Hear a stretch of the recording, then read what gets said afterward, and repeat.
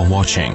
Don't forget to like, comment, share and subscribe to Mufti Tariq Masood, famous scholar.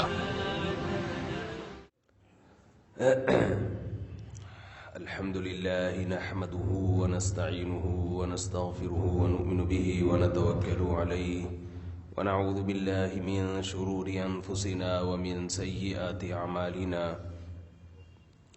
من يهده الله فلا مضل له ومن يضلل فلا هادي له ونشهد أن لا إله إلا الله وحده لا شريك له ونشهد أن سيدنا وحبيبنا وشفيعنا وسندنا محمدا عبده ورسوله صلى الله تعالى عليه وعلى آله وأصحابه وبارك وسلم تسليما كثيرا كثيرا أما بعد فأعوذ بالله من الشيطان الرجيم بسم الله الرحمن الرحيم أفرأيت من اتخذ إلهه هواه وأضله الله على علم وختم على سمعه وقلبه وجعل على بصره غشاوة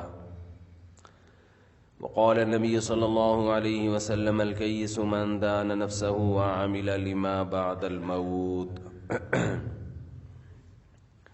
قرآن مجید کی ایک آیت اور نبی صلی اللہ علیہ وسلم کی ایک حدیث پڑھی ہے. اللہ تعالیٰ سے دعا ہے اللہ تعالیٰ صحیح طرح سے بات کہنے کی، سننے کی، سمجھنے کی اور عمل کی توفیق عطا فرمائے. پچھلے کئی ہفتوں سے ایک خاص مضمون پہ بیان چل رہا تھا، اسی کو آج میں انشاءاللہ آگے لے کر چلوں گا.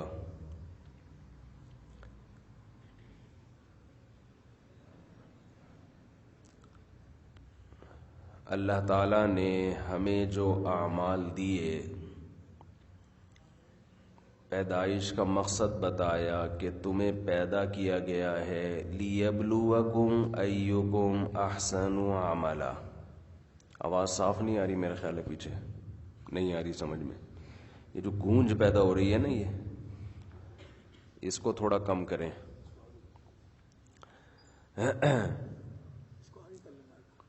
آگے کر لیا میں نے، یہاں لگا دوں. تو ہم دوسرے مائک کا انتظام کر رہے ہیں کیونکہ بیان کے لیے الگ ہونا چاہیے، اذان کے لیے، نماز کے لیے الگ، کیونکہ ہر آدمی آ کے چھیڑ رہا ہوتا ہے نا اس کو، تو وہ ایک سیٹنگ ہو ہی نہیں سکتی. نہیں، جب بھی مؤذن آئے گا تو چھیڑے گا نا وہ اس کو، پھر کیا کرتا ہے؟ نہیں تو یہ سسٹم الگ ہے. تو یہ ہر دفعہ سیٹنگ چینج کیوں ہوتی ہے؟ کوئی جن تو نہیں ہے نا جو چھیڑ رہا ہوں؟ کیا خیال؟ ہاں، کوئی نہ کوئی چھیڑتا ہے. جی نہیں نہیں، جن نہیں، انسان چھیڑ رہا ہے اس کو، جن نہیں چھیڑ رہا. اگر گورے جنات کے چکر میں پڑتے نا، کبھی ترقی کر ہی نہیں سکتے تھے وہ. جیسے ہم لوگ ہر وقت ہر چیز جن پہ ڈال دیتے ہیں نا. گھر میں چوری ہوئی، چور نظر نہیں آ رہا تو جنات ہیں. اس سے چور کو بڑا فائدہ ہوتا ہے. چور کہتا ہے میری موجیں ہو گئی. ان کو چونکہ پتہ ہی نہیں چل رہا چوری کس نے کی ہے، تو بلی کس پہ ڈال دو؟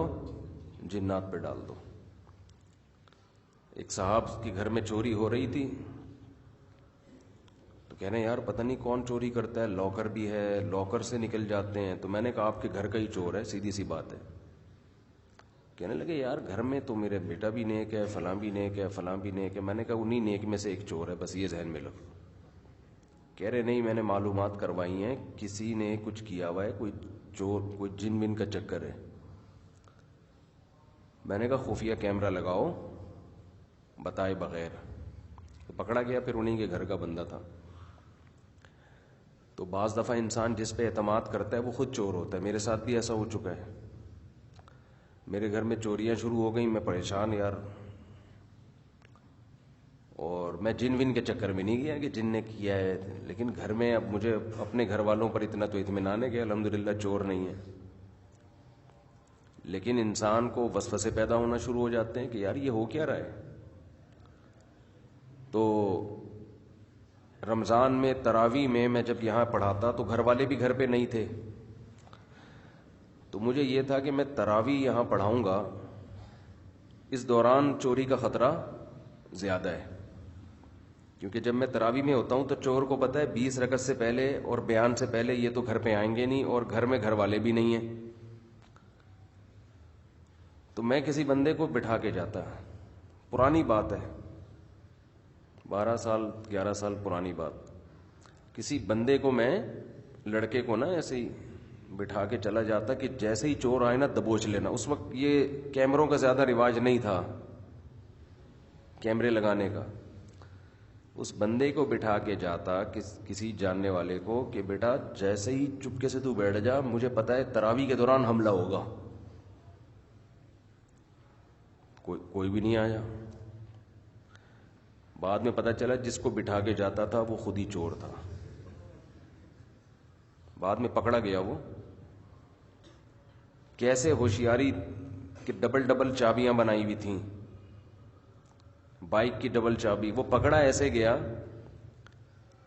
کہ میرا ایک معمول تھا کہ میں بائک لے کے آتا تھا, پھر میں گھر جاتا تھا, میرا سونے کا معمول تھا.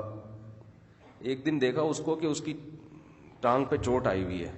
بتا نہیں رہا کہ کیسے چوٹ لگی تجھے. پتا چلا بائک کی بھی ایک چابی بنوائی ہوئی تھی اس نے. وہ چھپڑ میں لے کے گیا کہ ٹکرا گیا.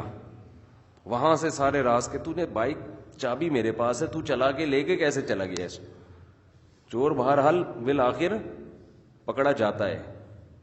یہ میں آپ کو طریقے بتا رہا ہوں, چوری کے بھی, چور کو پکڑنے کے بھی. اگر کوئی چور کو پکڑنا چاہتا ہے تو اس کا بھی میں یعنی یہ تجربہ آپ کو بتا رہا ہوں, اور اگر کوئی چور بننا چاہتا ہے تو اس کے لیے بھی بہترین طریقہ میں نے آپ کو بتا دیا. ٹھیک ہے کہ چابیاں بنوا لو, چابیاں بنوا لو اور پتہ ہی نہیں چلے گا کسی کو. اور کسی روحانی عامل سے بھی رابطہ کر لو چوری کرنے کے ساتھ ساتھ. اس روحانی عامل کو بتا دو, محلے کے کوئی ٹوپی ڈرامے کو, کہ جب آپ کے پاس آئیں تو آپ بتا دینا کہ جی جنات ہیں تمہارے گھر میں. بلکہ روحانی عامل کو خریدنے کی ضرورت ہی نہیں ہے, وہ ویسے ہی یہی بتائے گا کہ تمہارے گھر میں جنات. یہ بیان شروع ہو گیا ہے, بس اسی طرح ہی ہوتا ہے بیان. تو روحانی عامل کو تو بتانے کی ضرورت ہے ہی نہیں, وہ تو بیٹھا ہی اس کام کے لیے, اس کی دکان اس سے چلتی ہے کہ تمہارے گھر میں جن ہے, تمہارے گھر میں چڑیل ہے, تمہارے گھر میں بھوت ہے, تمہارے گھر میں مسور کی دال رکھی ہوئی تھی تو یہ کر دیا تھا, تو وہ بیل کے پتوں پہ کسی نے جادو کیا ہے. بیکار کیا بولے مسجد میں, پھر وہ گالیاں دینے کے علاوہ مزہ نہیں ہے اس میں. یعنی اتنی تمیز سے نہیں دل چاہتا ان لوگوں کے ساتھ میں بات کروں. تو خیر, تو مسلمان کے نا کام اللاجیکل ہو رہے ہیں, اللاجیکل. یہ جنات بینکوں سے پیسے کیوں نہیں نکال لیتے, لاکر سے؟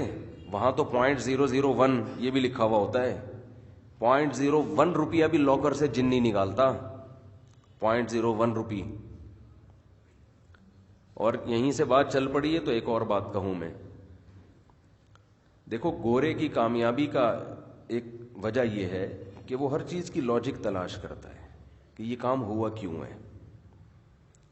امریکہ افغانستان میں آیا, ایسا ہی نہیں, اتنی بڑی سپر پاور تھی لیکن ایسا ہی نہیں آ گیا اٹھ کے کہ یار میں تو اتنا طاقتور ہوں تو میں ایک غریب ملک پہ قبضہ کر لوں گا. اس نے نہیں, اس نے کہا پہلے افغانیوں کی ہسٹری پڑھو, پہلے بھی جنگیں ہو چکی ہیں, یہ لوگ ان کا مزاج کیا ہے, یہ لڑائی میں ان کو شکست دی جا سکتی ہے کہ نہیں دی جا سکتی. اس نے ایک اصول بنایا کہ اپنا نقصان کم سے کم, دشمن کا نقصان زیادہ سے زیادہ, چاہے ہم کتنے ہی پاورفل ہیں. اس کے لیے اس نے یونائٹڈ نیشن کا دروازہ کھٹکھٹایا. حالانکہ وہ خود سپر پاور دنیا کے لحاظ سے, اس کو ضرورت نہیں تھی یونائٹڈ نیشن کا گیٹ کھٹکھٹانے کی. اس نے کہا نہیں بھائی, جب تک جتنا پوری دنیا کو اپنے ساتھ کر سکتے ہو کرو, اس کو عالمی مسئلہ بناؤ, اپنا مسئلہ نہیں بناؤ. اس کو یہ نہ کہو کہ ورلڈ ٹریڈ سینٹر تباہ ہوا ہے, اس کو یہ کہو کہ بھائی انسانیت پہ حملہ ہوا ہے, آج ہمارا ہوا کل تمہارا ہوگا. تو سب کو ساتھ ملا کے پھر افغانستان میں انہی کا کوئی کسی بندے کو انتخابات کروا کے منتخب کیا ہے, حامد کرزئی صاحب کو. اور وہ بھی پشتو اسپیکنگ کو. وہ اپنے لحاظ سے جو کر سکتا تھا اس نے کیا ہے. وہ الگ بات ہے کہ نہیں چلی، پھر بھی اللہ کی مدد آ گئی، لیکن کام اس کے سارے لاجک کے مطابق ہو رہے تھے. اس نے کہا میں وہ طرز اختیار نہیں کروں گا جو رشیا کا طور طریقہ تھا. اس نے تو آگتے ہی گورنمنٹ ختم کر دی اور لڑائیاں شروع، گلی گلی محلے محلے. اس نے کہا نہیں بھائی، ہمیں یاد ہے شروع میں افغانی بتاتے تھے کہ امریکن فوجیوں کی طرف سے ہمیں گفٹ تقسیم کیے جاتے تھے، بچوں کو ٹافیاں دی جاتی. محبت پیدا کرو، خامخواہ کی دشمنی نہیں، محبت سے زیر کرو اور ان کو بتاؤ ہم تمہارے نجات دہندہ ہیں. یہ نہیں کہ ڈنڈا اٹھا کے بم اٹھا کے تیری ایسی کی تیسی یوں، اس طرح نہیں. وہ الگ بات ہے کہ پورا زور لگانے کے بعد بھی بالآخر اس کو 20 سال کے بعد افغانستان سے نکلنا پڑا. اب ظاہر ہے خدا سے تو نہیں لڑ سکتے نا. ایک امریکن فوجی کا بیان آیا تھا 2010 یا 11 میں، اس سے انٹرویو لیا گیا کسی نیوز چینل نے، یوٹیوب پہ وہ انٹرویو موجود تھا، شاید آج بھی ہو. میں نے یہ انٹرویو خود سنا کہ آپ کو یہاں لڑائی کیسی لگ رہی ہے. اس نے کہا اس جنگ میں گاڈ افغانیوں کے ساتھ ہے، گاڈ ان کے ساتھ ہے، ہمارے ساتھ نہیں ہے. لگ ایسا رہا ہے ہمیں، فیل ایسا ہو رہا ہے، محسوس کچھ اس طرح سا فیلنگ ان کی یہ تھی. لیکن میں یہ عرض کر رہا ہوں کہ بہرحال دنیا میں جو کامیابی کے اسباب اختیار کرتا ہے، اللہ کی عادت یہ ہے کہ اس کو اللہ کامیاب کرتے ہیں، عادت یہ ہے. تو مسلمان کامیابی کے اسباب اختیار کرتے نہیں ہیں. مسلمان جن چڑیل بھوت میں لگا ہوا ہے، روحانی ٹوپی ڈراموں میں لگا ہوا ہے، خوابوں میں لگا ہوا ہے. خواب آیا تھا کہ مجھے جاب مل گئی ہے، تو پڑا ہوا ہے اب تو مل ہی جائے گی جاب، ٹھیک ہے نا، اب تو پڑ گیا کہ مل ہی جائے گی. اسی میں ایک چھوٹی سی بات کر کے پھر بیان کی طرف چلتا ہوں. دیکھو گھر میں کوئی خواتین میں، لڑکیوں میں ڈپریشن اور اسٹریس کی بیماری لڑکوں اور مردوں سے زیادہ ہے، کیونکہ اللہ نے ان کو کمزور بنایا ہے، کمزور بنایا. ہمارے ہاں جب کسی لڑکی اسٹریس یا ڈپریشن میں جائے، دماغ خراب ہونا شروع ہو جائے، تو اس کی ریزن یا وجہ تلاش کرنے کے بجائے یہ دینداروں میں بھی، یہ دنیا داروں میں بھی فوراً جن چڑیل بھوت میں ڈال دیتے ہیں اس کو. اس سے اس کی بیماری کا اور بیڑا غرق ہو جاتا ہے. بعض دفعہ نفسیاتی ڈاکٹروں کے پاس لے جاتے ہیں. نفسیاتی ڈاکٹر سارے اچھے نہیں ہوتے، یہ خوب سمجھ لیں. وہ خود نفسیاتی ہوتے ہیں، بعض دفعہ وہ اور بگاڑ دیتے ہیں معاملے کو. بعض دفعہ صحیح بھی ہوتے ہیں، میں سب کو ایک لاٹھی سے نہیں ہانک رہا. انہوں نے نفسیات پڑھی ہوتی ہے، گورے کا سلیبس پڑھا ہوا ہوتا ہے، یہ اس کو یہاں کے معاشرے پہ فٹ کر رہے ہوتے ہیں. میں گورے کی سوچ آپ کو بتاؤں. گورا کہتا ہے کہ ڈپریشن ختم کرنے کا ایک طریقہ یہ ہے کہ آپ یہ دیکھیں کہ آپ کہیں دوسرے کی ٹینشن تو نہیں اٹھا رہے. ایسا تو نہیں وہ ٹینشن دوسرے کی تھی اور آپ نے اپنے اوپر مسلط کر لی. تو سب سے پہلے یہ کہ دوسرے کی ٹینشن خود نہ لو. مثال دے رہے کہ بیٹی کی شادی، اس نے کہا بیٹی کی شادی آپ کی ٹینشن نہیں ہے، کس کی ٹینشن ہے؟ یہ بیٹی کی ٹینشن ہے. تو یہ اس معاشرے کے لحاظ سے تو ٹھیک ہے، آپ کے لحاظ سے یہ ٹھیک نہیں ہے. نہیں آ رہی میرا غلط بات سمجھ میں. تو ہمارے یہاں جو نفسیات پڑھے ہوئے لوگ ہیں، دیکھو علم کی ایک بات خوب سمجھ لو، ہمارے ہاں ڈگریاں دیکھی جا رہی ہیں کہ یہ کتنا پڑھا لکھا ہے، کھوپڑی نہیں دیکھی جا رہی کہ اس میں سینس کتنی ہے. ہم نے علماء سے سنا ہے کہ علم کی ایک بات آپ کو معلوم ہے، جتنا علم ہے نا اس سے 10 گنا عقل زیادہ ہوگی تو اس علم کا صحیح استعمال ہوگا. اگر آپ کے پاس نیری نالج ہے، اس نالج کی روح کو سمجھنے کے لیے کھوپڑی نہیں ہے، اس نالج کو آپ غلط یوز کرنا شروع کر دیں گے. دیکھو نالج تو ٹھیک ہی ہوتی ہے، کتابوں میں سچ صحیح ہی لکھا ہوا ہوتا ہے. جو لکھتے ہیں مصنفین، اکثر کتابیں ٹھیک ہوتی ہیں، وہ جو نالج دی جا رہی ہے ٹھیک ہوتی ہے. لیکن ایک عربی شاعر کا شعر ہے، وَكَم مِّن قَائِلٍ قَوْلًا صَحِيحًا وَآفَتُهُ مِنَ الْفَهْمِ السَّقِيمِ، کہ بہت دفعہ کہنے والا بات صحیح کرتا ہے، سننے والے کی کھوپڑی غلط سمجھ کے اس کا بیڑا غرق کر دیتی ہے. تو یہ ہر فیلڈ میں، یہ ڈاکٹروں میں بھی، مفتیوں میں بھی، عالموں میں بھی، واعظوں میں بھی سب سے پہلے انسان، یہ دیکھو قرآن میں یہ لفظ بہت استعمال ہوا ہے، یؤتی الحکمت من یشاء، ہے نا قرآن میں، کہ اللہ جس کو چاہتا ہے حکمت عطا کرتا ہے۔ حکمت کسے کہتے ہیں؟ اللہ نے اپنی صفت بیان کی، حکمت والا، حکیم ہوں میں، اور پیغمبروں کے بارے میں فرمایا ہم نے ان کو حکمت دیا، حکمت دی، حکمت۔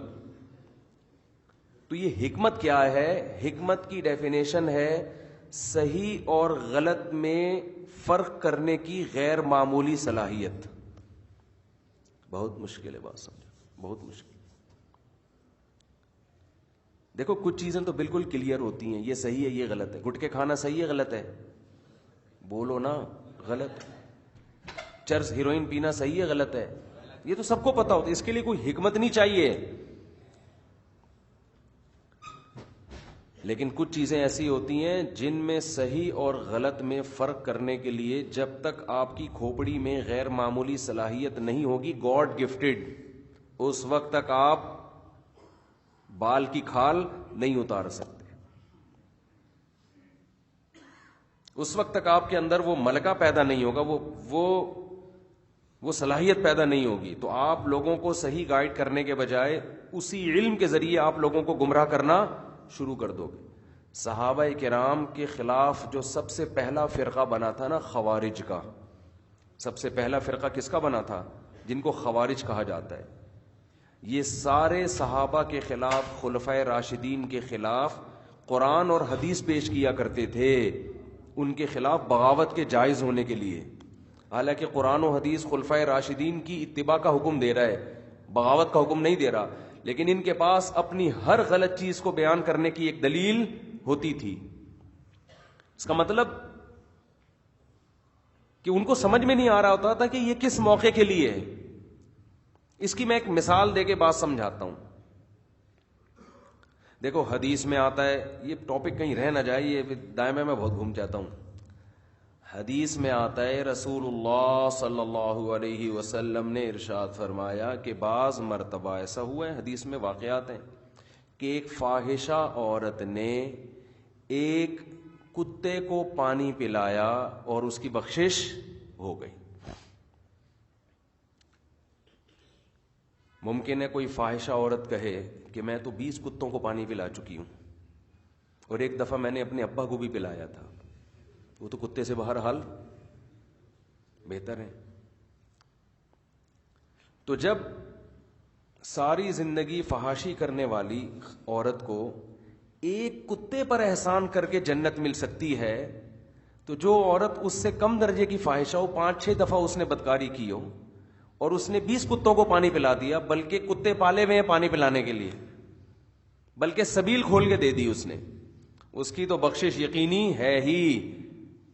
اور جب اس کو سمجھایا جائے کہ فحاشی چھوڑو، تو وہ بخاری مسلم کا حوالہ پیش کرنا شروع کر دے کہ بخاری کی حدیث نمبر یہ، جلد نمبر یہ، اس میں لکھا ہے کہ ایک کتے کو پانی پلانے پہ جنت مل سکتی ہے، میں نے تو 20 کتے پلائے ہیں پانی، اور آپ کو بھی پلانے کے لیے تیار ہوں میں، اگر آپ کو پیاس لگ رہی ہے۔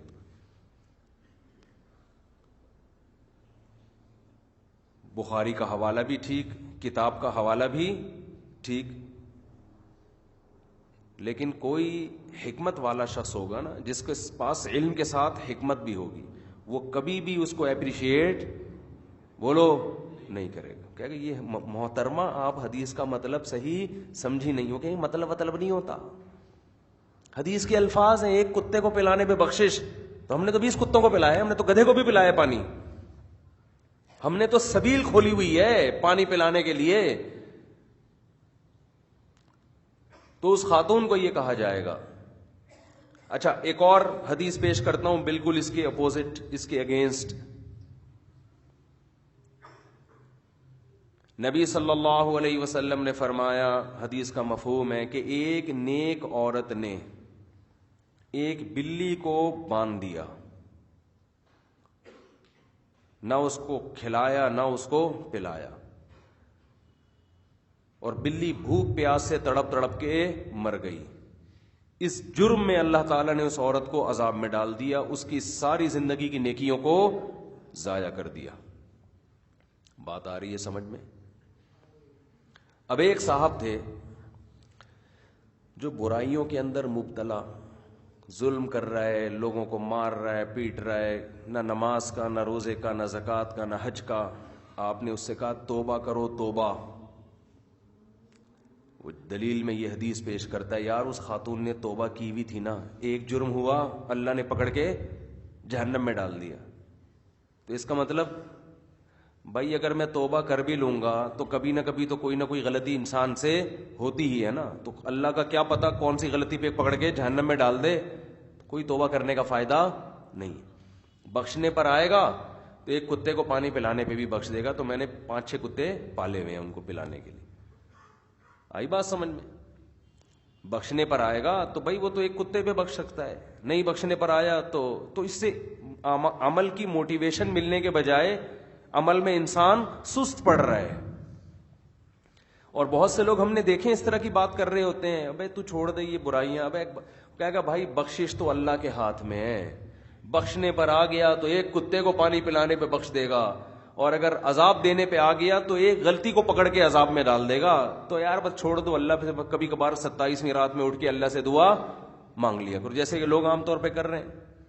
بھائی اس ختم قرآن کے موقع پہ اگلے پچھلے سب معاف کروا کے رو دھو کے فلم دیکھنے چلے جاؤ فوراً، ایسا کر رہے ہوتے ہیں نا۔ اعتکاف میں لڑکے 27ویں رات کو جب ختم قرآن ہوتا ہے، بتی بجھا کے پورا رونے کا پروگرام چلتا ہے، رو دھو کے ہا ہو ہی جو ہوتا ہے مسجدوں میں۔ میں کسی کا خدا نخواستہ مذاق نہیں اڑا رہا، اس میں بہت سے مخلص بھی ہوتے ہیں رونے والے، لیکن بہت سے ڈرامے بھی ہوتے ہیں۔ مخلص اور ڈرامے کا پتہ ایسے چلے گا کہ مخلص وہ ہے جو توبہ کر رہا ہے، آئندہ نہیں کروں گا گناہ۔ ڈرامے باز وہ ہے جو رو دھو کے آنسو پوچھ کے پھر اپنی سیٹنگ کو فون میں لا رہا ہے، پھر پروگرام کہہ رہے ہیں کہ بھائی چاند نظر آ جائے گا تو پھر میرا بھی ارادہ ہے ادھر وہی قائد اعظم کا مزار بہترین جگہ ہے، آ جانا۔ یہ ہو رہا ہے۔ اب ان سے کہا جائے بھائی تو 10 دن اعتکاف تو نے کر لیا، تو کہتے ہیں رمضان کا آخری عشرہ جہنم سے آگ سے خلاصی کا ذریعہ ہے، تو ہم تو بخشے گئے بس۔ اور اعتکاف کیا اس لیے کہ یہ ساری پچھلے سال کی سیٹنگیں ساری کیا ہو جائیں، معاف ہو جائیں۔ پچھلے سال جو بدماشیاں کی ہیں، فلمیں دیکھی، ڈرامے دیکھے، سب معاف ہو جائیں، تو اب اگلے سال سے نئے سرے سے۔ حدیث ان کے پاس بھی ہے، قرآن ان کے پاس بھی ہے، واقعات ان کے پاس بھی ہیں، لیکن وہ فہم جو قرآن و سنت کو، حدیث کے مفہوم کو سمجھنے کے لیے تھی، ان کی کھوپڑیاں اس فہم سے خالی ہیں۔ ایک اصولی بات جو پہلے سے طے شدہ ہے، اسلام دنیا میں برائی کو پروموٹ کرنے کے لیے آیا ہے یا ختم کرنے کے لیے آیا ہے؟ ختم کرنے کے لیے آیا ہے نا۔ تو نبی صلی اللہ علیہ وسلم ایسی بات کے کیوں کہہ سکتے ہیں کہ جس سے سامنے والے میں برائی کا حوصلہ پیدا ہو؟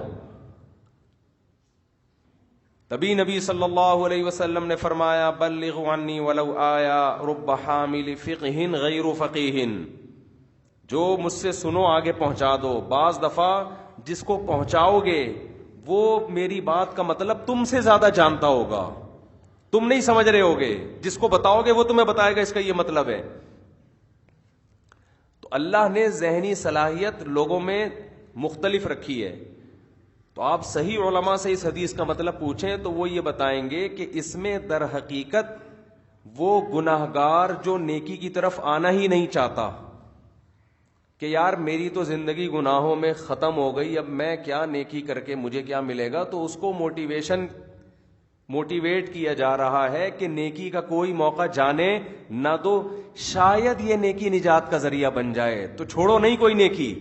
اگر زندگی برائیوں میں گزر رہی ہے تو مایوس نہ ہو، آؤ اس طرف، کیا پتہ یہ نیکی بخشش کا ذریعہ بن جائے۔ اب ضروری نہیں ہے کہ یہ نیکی، تو ہر نیکی یہ سوچ کے کرو کہ شاید یہ والی نیکی، تو اس سے آہستہ آہستہ کہاں آئے گا، وہ نیکیوں کی طرف آئے گا۔ وہ اس کو لانے کے لیے یہ بتایا جا رہا ہے کہ بعض دفعہ ایسا بھی ہوتا ہے، اگرچہ قاعدہ نہیں ہے، قانون نہیں ہے، قانون تو یہی ہے کہ نیکیوں کا پلڑا بھاری اور گناہوں کا پلڑا ہلکا ہوگا، نیکیاں زیادہ ہوں۔ لیکن اب یہ سوچ کے زندگی میں کبھی کوئی نیکی نہ کرے کہ یار ہماری تو زندگی بدماشیوں میں گزری، ہم نے کسی کتے کو پلا دیا تو کیا ہو گیا۔ بھائی کوئی نیکی نہ چھوڑو. ونس اپون اے ٹائم ایک کتے کو پانی پلانے پہ بھی بخشش ہوئی تھی, تو شاید تمہاری بھی ہو جائے. تو تم جانور پر ہی احسان کر لو, انسانوں پہ نہیں کیا جا رہا. اور دوسری طرف وہ نیک آدمی جو اس خوش فہمی میں مبتلا ہے کہ اب مجھے مزید نیکی کی یا گناہ سے بچنے کی ضرورت نہیں ہے, کیونکہ میرے اعمال میں اتنی نیکیاں جمع ہو گئی ہیں کہ میں نے مزید ایک آدھ نیکی کر کے, جیسے کوئی کروڑوں روپے کما رہا ہو, اسے کوئی ہدیہ 5,000 کا دے تو وہ لے کے واپس کر دے, یار میری کروڑوں کی آمدن ہے, 5,000 تو غائب ہو جائیں گے, جا کے کیا کرنا ہے, لے غریبوں کو کھلا دے. تو نیک آدمی بھی یہ سوچ کے نیکی کمانے سے باز آ سکتا ہے کہ میرے پاس اتنی نیکیاں, تو میں نے اگر ایک آدھ نیکی چھوڑ دی تو کیا ہو گیا یار, اس دن کتے کو میں نے نہیں پانی پلایا تو کیا ہو گیا, میں نے تو اتنے لوگوں کے پیٹ بھرے ہیں اور اتنے کو غریبوں کو کھانا کھلایا ہے. تو ایک دن مجھے پیاسا کتا ملا, جو حدیث میں آتا ہے نا, جس شخص نے پانی پلایا تھا کتے کو, وہ کیچڑ چاٹ رہا تھا کتا پیاس کی شدت سے. تو میں نے اگر اس پیاسے کو پانی نہیں پلایا تو کیا ہو جائے گا, تو اس کو کہا جا رہا ہے کہ پلا دے. بعض دفعہ باقی نیکیاں اتنی وزنی نہیں ہوتی, یہ شاید تیری نیکی نجات کا ذریعہ بن جائے. تو ہمیں نہیں پتا ہماری کون سی نیکی نجات کا ذریعہ بنے گی, لہذا ہر قسم کی نیکی کرو, کسی نیکی کو ہلکا مت سمجھو. ساری نیکی اپنے اعمال میں, ماں باپ کے ساتھ حسن سلوک بھی کرو, شاید یہ بخشش کا ذریعہ بن جائے. حج بھی کرو, شاید حج بخشش کا ذریعہ بن جائے. 5 وقت نماز بھی پڑھو, شاید نماز بخشش کا ذریعہ بن جائے. غریبوں کو کھانا بھی کھلاؤ, شاید یہ کھانا بخشش کا ذریعہ بن جائے. تہجد میں بھی ناغہ نہ کرو, شاید تہجد اللہ کو پسند آ جائے. تو ایک تو اس کو نیکی پر اور ترغیب دینا کہ اور آؤ نیکی کی طرف, دوسرا اس کو گناہ سے روکنا. نیکی کرنے والا اس زعم میں مبتلا ہو جاتا ہے کہ اگر میں نے 2-4 گناہ کر لیے تو کون سی قیامت آ جائے گی. میں نے اگر بلی کو باندھ دیا رسی سے اور مر گئی تو کیا ہوا, میں نے کتنوں کو موت سے بچایا بھی تو ہے, کتنے لوگوں کو سمندر میں ڈوبتے ہوئے کو بچایا میں نے, کتنے آگ میں جل رہے تھے میں نے بچایا. تو اگر ایک جانور میں نے مار دیا بلا وجہ تو کیا جا رہا ہے اس میں, اس کو بتایا جا رہا ہے بھائی بعض دفعہ ایک ظلم آخرت میں نیکیوں کی بربادی کا ذریعہ بن جاتا ہے. ایک گناہ بھی نہیں کرنا یہ سوچ کے کہ میں بہت نیک ہوں. میں سمجھا پا رہا ہوں اپنی بات؟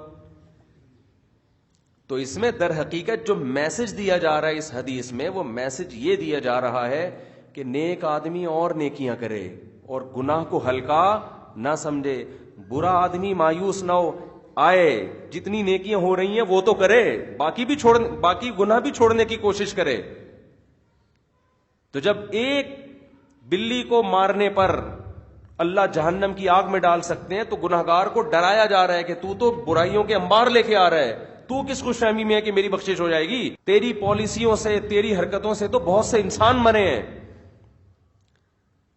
تو اس سے ہمیں یہ بات معلوم ہوتی ہے کہ علم کی ایک بات اگر آپ کو معلوم ہے, چاہے وہ یہ صرف حدیث کا علم نہیں ہے, یہ میڈیکل سائنس کا علم بھی ہے, یہ ہر طرح کا علم, کسی بھی شعبے سے متعلق جتنا علم اللہ نے آپ کو دیا, اگر اس سے زیادہ عقل آپ کے پاس نہیں ہے تو وہ علم, اس بات کا خطرہ ہے کہ وہ علم غلط اسم. خالی عقل سے بھی کچھ نہیں ہوتا اگر علم نہیں ہے. بعض لوگوں کے پاس علم زیرو ہے, کھوپڑی بس چلا رہے ہوتے ہیں ہر جگہ. یہ جو ملحد ایتھیس لوگ ہیں نا, ان کے پاس نہ سائنس کا علم ہوتا ہے اور نہ دین کا تو ویسے ہی نہیں ہوتا. تو خامخواہ کی عقل کے گھوڑے دوڑا کے بھرم میں لوگوں کو لینے کی کوشش کر رہے ہوتے ہیں. تو یہ بات کہاں سے شروع ہوئی تھی؟ نہیں, خوارج تو کچھ اور مطلب نکال لیتے ہیں. ہاں, میں یہ عرض کر رہا تھا کہ ہاں نفسیاتی مسئلے کا بیان کر رہا تھا. تو جو سائیکالوجسٹ ہوتے ہیں ان کا بھی بعض دفعہ نا, کیونکہ ہمارے پاس ایسے بہت سے کیسز آ چکے ہیں, میں نہیں کہہ رہا سارے ایک جیسے ہوتے ہیں, بہت سے سمجھدار بھی ہوتے ہیں, لیکن بعض لوگوں نے علم حاصل کیا ہوتا ہے مگر جو ان کا مینٹل لیول ہونا چاہیے نا سامنے والے کو جج کرنے کے لیے, وہ لیول ان کا ہوتا نہیں ہے. انہوں نے لکیر کے فقیر ہو کے جو علم وہاں سے آیا وہی تھوپنا شروع کر دیا سامنے والے کے اوپر. بہت سے تو خود سکون میں نہیں ہوتے, آپ کو کہاں سے سکون دیں گے وہ. بہت سے خود کس میں ہوتے ہیں, ٹینشن میں ہوتے ہیں, ڈپریشن میں. دیکھو ایک بات تو دماغ میں بٹھا لو, جو آدمی دنیا کو مسافر خانہ نہیں سمجھتا نا, کچھ بھی کر لو اس کے سکون کے 25 ٹیکے شبہ لگاؤ, وہ سکون میں آ ہی نہیں سکتا. سکون میں وہی ہے جو کہے یہ دنیا کیا ہے، W11 کی سیٹ ہے، پائیدان ہے جس پہ لٹک کے سفر کر رہے ہیں، بھاڑ میں جائے، بحریہ ٹاؤن میں پلاٹ ملے ٹھیک ہے، نہیں ملے تو بھی ٹھیک ہے، بیگم اچھی ہے تو بھی ٹھیک ہے، نہیں ہے گزارا چلاؤ، بچے اچھے نکل آئے بہت اچھی بات، کرشولی چلا رہے ہیں کوئی بات نہیں یار، مر کے ختم ہو گئے، یہ بچے بھی مریں گے ہم بھی مریں گے، سالے ٹھیک نکل آئے بہت اچھی بات، سالے ٹھیک نہیں نکلے تو کس کے سالے ٹھیک ہوتے ہیں بھائی؟ سالے کی تو ڈیفینیشن ہی ہے جو ٹینشن دیتا رہے ہر وقت آپ کو بیٹھ کے، کیا خیال ہے؟ بیمار ہو گئے، صحت مل گئی اچھی بات شکر، بیمار ہو گئے تو ایک تو ٹینشن بیماری کی ہوتی ہے نا، وہ تو پین ہو رہا ہے نا، وہ تو تکلیف ہر آدمی کو ہوگی، ایک خامخواہ کی ٹینشن لے رہا ہوتا ہے، تو بھائی مر جائیں گے نا، بیمار ہو گئے تو کیا ہو گیا، تو مر جائے مرے گا، ویسے نہیں مرے گا تو ویسے مر جائے گا۔ ہمارے حضرت کو کسی نے کہا کہ ڈاکٹر نے مجھے کہا ہے کہ آپ کسی بھی وقت مر سکتے ہیں، وہ ہارٹ پیشنٹ تھے، تو میں بہت ٹینشن میں آیا، تو فرمایا وہ تو میں بھی کسی بھی ٹائم پہ مر سکتا ہوں، کوئی بھی کسی بھی ڈاکٹر جس نے مشورہ دیا وہ بھی کسی بھی ٹائم پہ مر سکتا ہے۔ اور کمال کی بات ہے کہ جن صاحب کو ڈاکٹر نے کہا تھا شاید وہ میرا خیال ہے 20 سال ہو گئے اس واقعے کو، ابھی تک زندہ ہیں، وہ ہمارے حضرت کا انتقال ہو گیا جن سے مشورہ لے رہے تھے، سمجھ رہے ہیں، جن سے مشورہ لے رہے تھے ان کا انتقال ہو گیا۔ تو ایسے میں نے بہت سے لوگ دیکھے ہیں جو کسی کو تسلی دیتے ہوئے رو رہے ہوتے ہیں کہ نہ رو بیٹا، تیرے ابا ابھی نہیں مریں گے، انشاءاللہ اللہ ان کو صحت دے گا۔ یہ تو میرے ساتھ ہوا ہے، میرے والد صاحب کے بارے میں ایک صاحب تسلی دے رہے تھے مجھے، نہیں نہیں اللہ ان کو صحت دے گا، وہ ایک اچانک ان کی ڈیتھ ہوئی نا، تو والد صاحب کی اللہ کا شکر ہے ہماری صحت بہت اچھی تھی، بلڈ پریشر ہائی ہونا شروع ہو گیا تھا آخر عمر میں، کیئر بھی نہیں کرتے تھے، وہ بھی اسی وجہ سے نہیں کہ وہ مر جائیں تو مر جائیں، لیکن خیر شریعت میں صحت کی حفاظت کا حکم ہے۔ تو تسلی دینے والا وہ پہلے مر چکا ہوتا ہے، جس کو تسلی دی جا رہی ہوتی ہے وہ پھر بھی زندہ۔ ہمارے محلے میں ایک صاحب ہیں، میں نے ان کے بارے میں کہا بھائی آپ کا انتقال نہیں ہوگا، کیونکہ میں 20 سال سے دیکھ رہا ہوں آپ کا انتقال ہونے والا ہے، حقیقت بتا رہا ہوں آپ، ابھی میں پھر ان کے گھر عیادت کے لیے 1-2 دن میں جانے کا ارادہ ہے، 20 سال سے دیکھ رہا ہوں، سوری 15 سال سے، جب سے میں یہاں آیا ہوں میں 15 سال سے دیکھ رہا ہوں آپ کا انتقال ابھی ہوا پھر بچ گئے، اور جو ان کی عیادت کے لیے آنے والے تھے وہ سارے انا للہ ہو چکے ہیں، اللہ ہمیں بچا کے رکھے، ہم بھی عیادت کے لیے جا رہے ہیں۔ عجیب ہے، یہ اللہ کا قانون ہے، ڈاکٹر لکھ کے دے دیتے ہیں کینسر ہے اس کو 6 مہینے میں انا للہ ہو جائے گا، وہ زیادہ عرصے بعض دفعہ زندہ رہتا ہے۔ میری والدہ کو بریسٹ کینسر تھا 2002 میں، بہت بڑا آپریشن ہوا، اس کے بعد بھی ماشاءاللہ بہت طویل عرصے زندہ رہی ہیں، اور جو خواتین ان کی بیماری کو دیکھ کر رو رہی ہوتی تھیں وہ پہلے انا للہ ہو گیا ان کا۔ کسی بھی وقت کسی بھی آدمی کا کسی بھی ٹائم پہ انا للہ و انا الیہ راجعون ہو سکتا ہے، تو ٹینشن کس بات کی بھائی، ٹینشن کس بات کی؟ موت تو ایسی چیز ہے کسی بھی ٹائم پہ کسی کی آ سکتی ہے۔ تو جو آدمی دنیا کو مسافر، اب نفسیاتی ڈاکٹر اگر پیسے کمانے کے لیے ڈاکٹر بنائے وہ تو خود ڈپریشن کا مریض ہے، جس دن اس کے پاس پیشنٹ نہیں آئیں گے وہ کہیں گے یار کوئی ٹینشن میں ہی نہیں ہے، یہ تو خود اس کے لیے ایک ٹینشن بن جائے گی نا۔ جتنی معاشرے میں ٹینشن پھیلے گی نفسیاتی ڈاکٹر کے پیسے، نفسیاتی ڈاکٹر کی ٹینشن اتنی کم ہوگی۔ کیا خیال ہے؟ اگر وہ دنیا پرست ہے، اگر دنیا پرست نہیں ہے، انسانیت کی خدمت کے لیے بیٹھا ہوا ہے پھر نہیں، لیکن اگر وہ جو زیادہ تر تو ہمارے ہاں دنیا کو مسافر خانہ نہیں سمجھا جاتا نا، آخرت کے لیے کون بیٹھا ہوا ہے؟ پیسے نوٹ چھاپنے کے لیے لوگ بیٹھے ہوتے ہیں۔ دیکھو جس کے دل میں جنت جہنم نہیں ہے وہ تو نوٹ ہی تو چھاپے گا، اور کیا کرے گا وہ؟ ٹھیک ہے اس میں 2 قسم ہے، ایک کہتے ہیں نوٹ تو چھاپو لیکن ایمانداری کے ساتھ، سامنے والے کا بھی خیال کرو، نوٹ لو اس سے مگر اس کو اس کا معاوضہ بھی دو، اور کچھ کہتے ہیں یار نوٹ پہلے معاوضہ گیا ایک طرف۔ تو دونوں قسم کے نفسیاتی ڈاکٹر مارکیٹ میں چل رہے ہیں، تو وہ کیسے ڈپریشن دور کریں گے بھائی؟ ان کے تو اگر آپ نہیں گئے تو وہ ٹینشن میں آ جاتے ہیں، یار صبح سے بیٹھ کے مکھیاں مار رہا ہوں، آج کوئی ساس ایسی ہے ہی نہیں جو ظلم کرے بہو پر، تو لہذا جب ظلم نہیں ہو رہا تو بہو بھی نہیں آ رہی ہمارے پاس علاج کرانے کے لیے۔ تو جو آدمی میرے بھائی دنیا کو مسافر خانہ نہیں سمجھتا نا، اور آخرت صرف مسافر خانہ سمجھنا کافی نہیں ہے، آخرت کا تصور بھی کہ یہاں جو قربانی دیں گے اس کا صلہ آخرت میں ملے گا. نبی صلی اللہ علیہ وسلم کی صحیح حدیث ہے, حتی الشوکۃ یشاکھا, ایک کانٹا بھی چبھتا ہے نا ایمان والے کے, اس کے بدلے میں بھی ایک گناہ معاف ہوتا ہے اس کا, اور ایک نیکی لکھی جاتی ہے. ہمارے ہاں تو ٹینشنوں پہ اللہ نواز رہے ہیں. اللہ کہتے ہیں صبر کرو, ایک کانٹا بھی ضائع نہیں کروں گا, ایک کانٹے پہ بھی گناہ معاف ہوگا تمہارا, اس پہ بھی آخرت میں اجر ملے گا. یہی سوچ کے مسلمان کو صبر آتا ہے کہ بھائی یہ پریشانیاں کس کی طرف سے ہیں, یہ اتفاقی حادثات نہیں ہیں.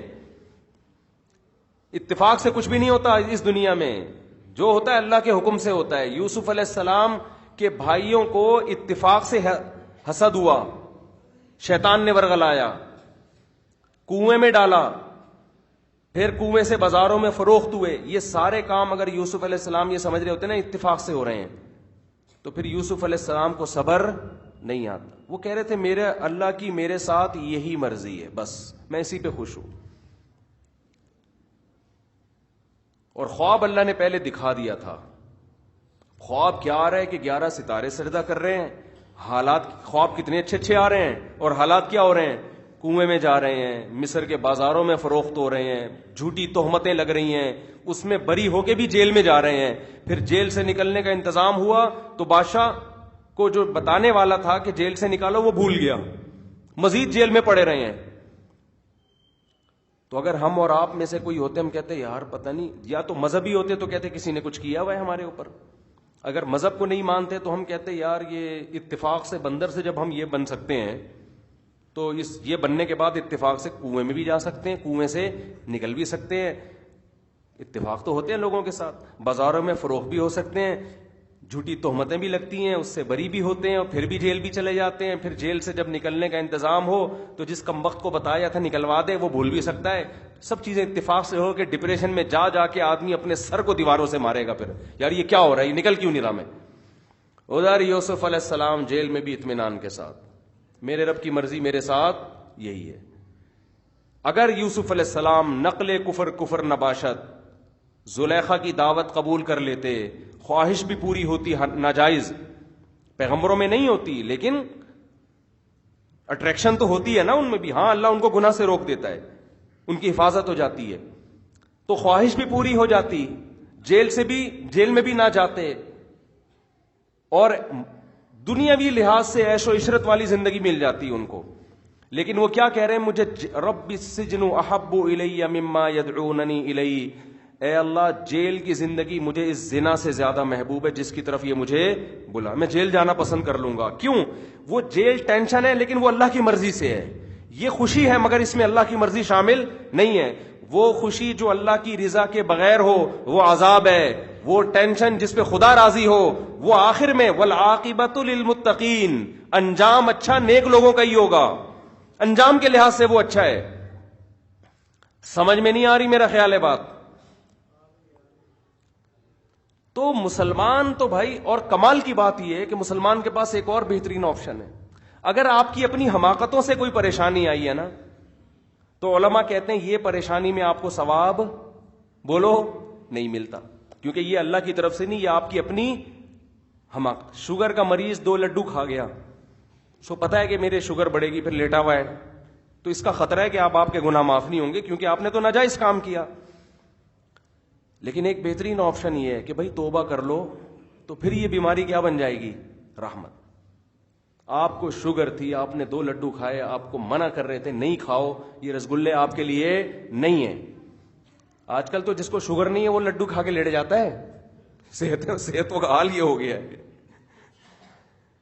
لیکن آپ نے غلطی کی اور لڈو کھا کے آپ لمبے ہو گئے. اب آپ کو خیال آ رہا ہے یار اس شوگر پہ تو مجھے, اس ٹینشن پہ تو مجھے ثواب نہیں ملے گا کیونکہ یہ تو میری اپنی ہاتھوں کی پیدا کرتا ہے. توبہ کر لو, اے اللہ میں نے جو یہ 2 لڈو کھائے تھے, مجھے دیکھو توبہ صرف گناہوں سے نہیں ہوتی, لڈوؤں اور رسگلوں پہ بھی ہوتی ہے, خوب سمجھ لو, کیونکہ وہ بھی ناجائز کھانا گناہ ہی ہے. آپ کہہ رہے ہوں گے یار توبہ کروانی ہے تو مفتی صاحب کچھ کسی اور گناہ سے کروا لو, لڈو سے کیوں؟ شوگر کے مریض اگر لڈو کھا رہا ہے, اس کو پتا ہے کہ نقصان ہوگا, تو یہ اس کا مطلب گناہ ہی کر رہا ہے یہ. فقہا نے تو یہاں تک لکھا ہے کہ جو لقمہ آپ کو سیر کر دے اور اب پتہ ہے کہ یہ والا لقمہ ٹینشن کے علاوہ کچھ نہیں دے گا. دیکھو جب دعوت میں ہم کھاتے ہیں تو ہمارا معدہ ایک وقت میں آ کے بتا دیتا ہے بس اب مزید کی ضرورت نہیں ہے, فل ہو گیا. جتنی طاقت تجھے چاہیے نا کمپیوٹر کے کی بورڈ پہ انگلیاں چلانے کے لیے, اتنی طاقت تجھے 6 پراٹھوں سے حاصل ہو گئی ہے. میں اس لیے کہہ رہا ہوں کہ پراٹھے تو اتنے کھائے جا رہے ہیں اور ایکسرسائز یہ ہو رہی ہے بس یہ. تو اس کے بعد جب آپ مزید لقمہ کھاتے ہو تو بعض فقہاء نے لکھا یہ ناجائز ہے, اس لیے کہ اب یہ سوائے نقصان کے کچھ بھی نہیں دے گا. تو اپنے آپ کو ہلاکت میں ڈالنا کہاں سے جائز ہو گیا بھائی؟ تو قرآن میں اللہ نے منع کی اپنے آپ کو ہلاک مت کرو, اپنی قبر اپنے ہاتھوں سے مت کھودو. دوسرے کھود کے قبر میں ڈال دیں وہ ٹھیک ہے, خود نہیں قبریں کھودو اپنی. تو اب جو شخص بھی یہ کام کر رہا ہے اگر اس کو احساس ہو گیا کہ یار میں نے غلط کیا تو اب توبہ کر لے. یہ بیماری جو اللہ کی طرف سے عذاب تھا یہ عذاب کیا بن جائے گا توبہ کے بعد؟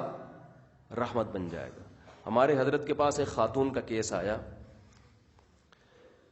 وہ جب بلوغت کی دہلیز پہ قدم رکھا بہت ان کے رشتے آئے شادی کے لیے بہت, لیکن انہوں نے ریجیکٹ کیا. ابھی ایجوکیشن جیسے آج کل لبرل خواتین کر رہی ہوتی, نہیں جی ایکچولی ماں باپ بھی کہہ رہے ہوتے ہیں ایکچولی بچی کو ہم نے یہاں تک پڑھانا ہے ایجوکیشن, اور وہ ٹوپی ڈرامے چلا کے. ایجوکیشن کے ہم خلاف نہیں ہیں لیکن ایجوکیشن کی وجہ سے نکاح سے روکو گے تو برباد کر دیا آپ نے اپنی بچی کو, کیونکہ مرد لڑکی میں ایجوکیشن بعد میں دیکھتا ہے, اس میں اٹریکشن پہلے دیکھتا ہے.